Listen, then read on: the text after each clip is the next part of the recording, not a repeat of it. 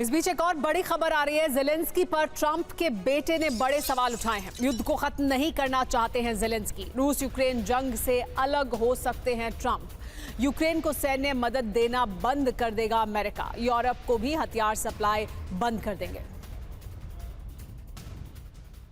Trump के पूर्व सलाहकार का एक बहुत बड़ा बयान सामने आया है। यूक्रेन को सैन्य मदद देना पूरी तरह बंद हो, यह कहा गया है।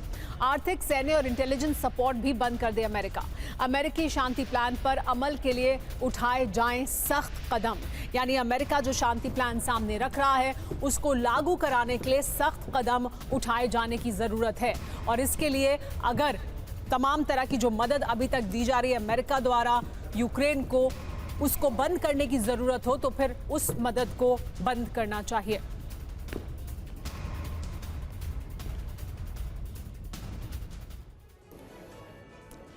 यूक्रेन पर ट्रंप का action, no arms no intelligence, क्या ऐसा होने वाला है?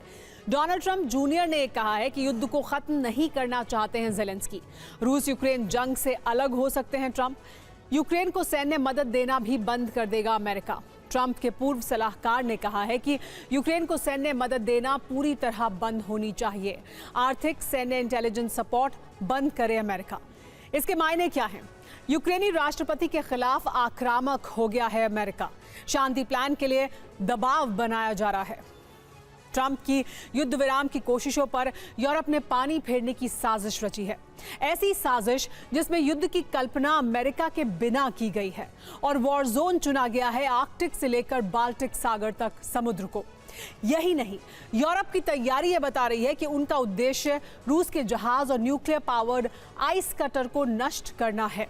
अब क्या है तैयारी, देखिए इस रिपोर्ट में।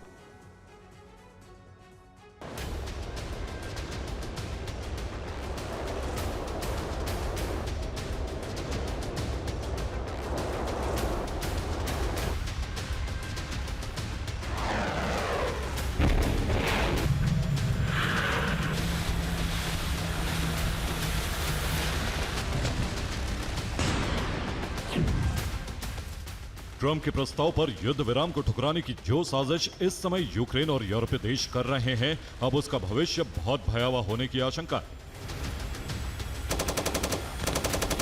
ऐसा सिर्फ इसलिए नहीं कि यूरोप की मदद से ज़ेलेंस्की जंग में कोई बड़ी कामयाबी हासिल कर सकते हैं,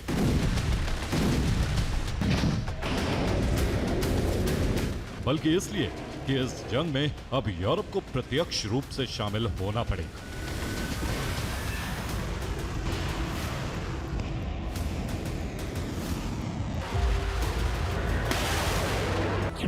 लेकिन ऐसा हुआ तो क्या यूरोपीय देश रूस से मुकाबला कर पाएंगे? क्या अलग अलग मोर्चे यूरोपीय देश संभाल पाएंगे? और क्या रूसी हथियारों का मुकाबला यूरोप कर पाएगा?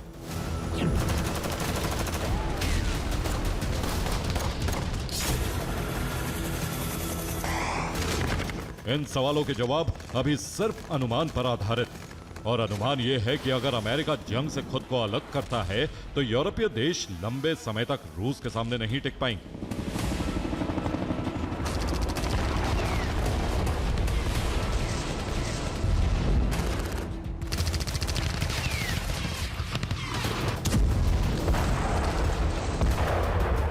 वहीं रूस के विध्वंसक हथियारों के लिए ढांचेगत वाहनों को तोड़ने वाले हथियारों का इस्तेमाल ही कर पाएंगे।